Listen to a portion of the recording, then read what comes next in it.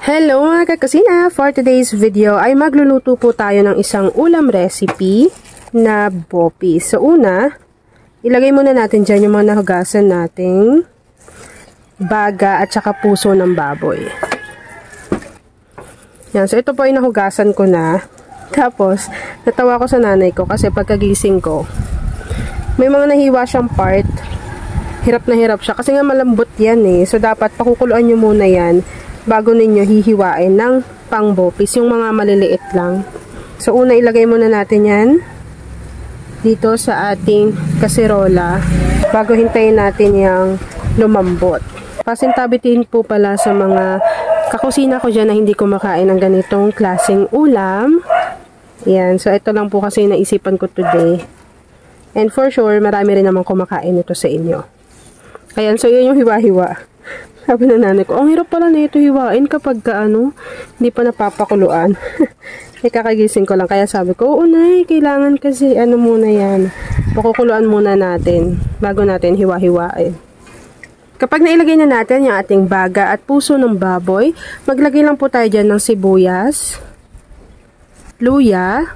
Yan, maglagay lang muna tayo ng kahit konting asin lang. Maglalagay din tayo dito ng laurel. Tapos, buhusan na natin to ng tubig.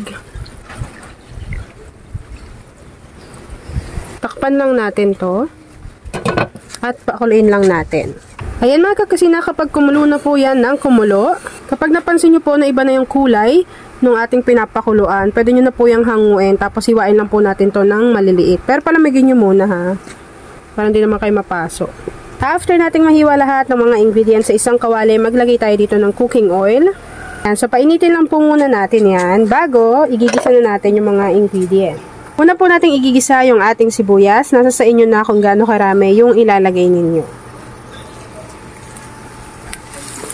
So igigisa lang po natin to hanggang sa mag-translucent. Di ko maalala paano nagsimula.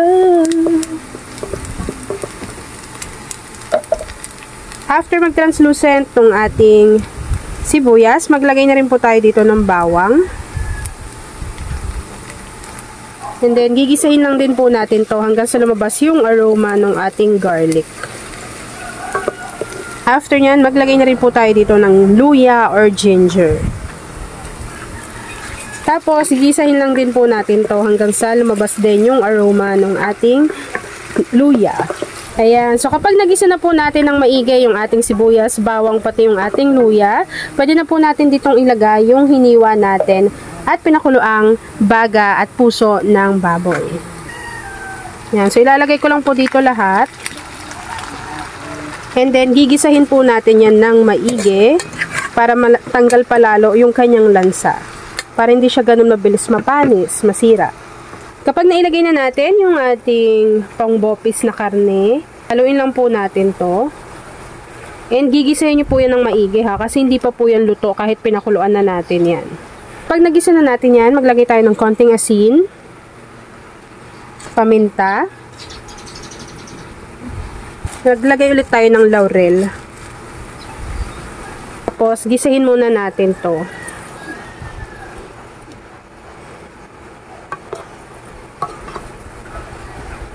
So, ang ginawa ko dito, di ba napakuluan na natin siya. Hinugasan ko yon, tapos, dinrain ko ulit, bago hiniwa namin ng mas maliliit.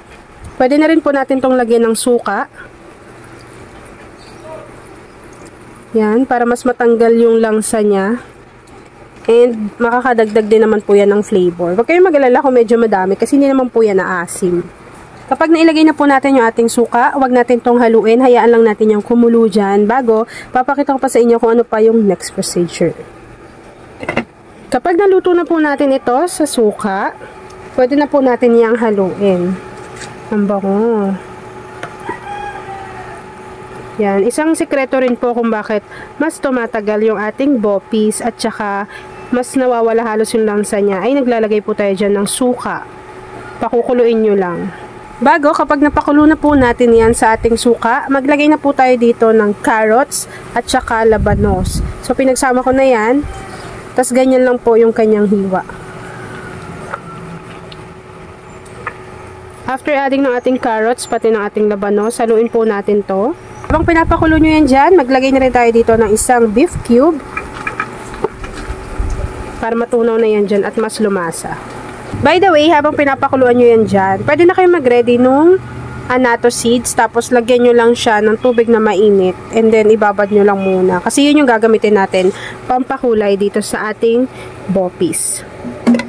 Pag kumulo na po yan mga kakusina, pwede na natin ditong ilagay yung binabad nating annatto seed. Hindi natin sasama yung buto ha, yung mismong pinagbabaran lang.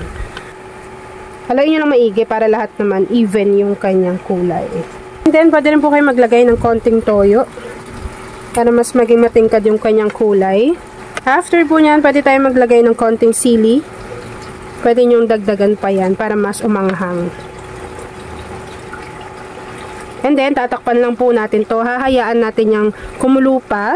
And, makita natin na medyo nagre-reduce na yung liquid na nandyan sa ating kawali. Wherever you go, whatever you do, I will be right here waiting for you. Whatever it takes, or how my heart breaks, I will be right here waiting for you. Puti na lang. And once again, kung gusto niyo po ng mas maanghang, pwede niyo pa yung dagdagan ng sili. At ayan na mga kakusina, tapos na po ang ating boppies. Ayan o, kapag nag-lessen na po talaga yung kanyang water, ayan o, makikita ninyo na medyo magmamantika-mantika yan. Ayan. So, kapag gano'n na yung sauce, pwede na po yan. Yun lang mga kakusina. Thanks for watching and enjoy this video.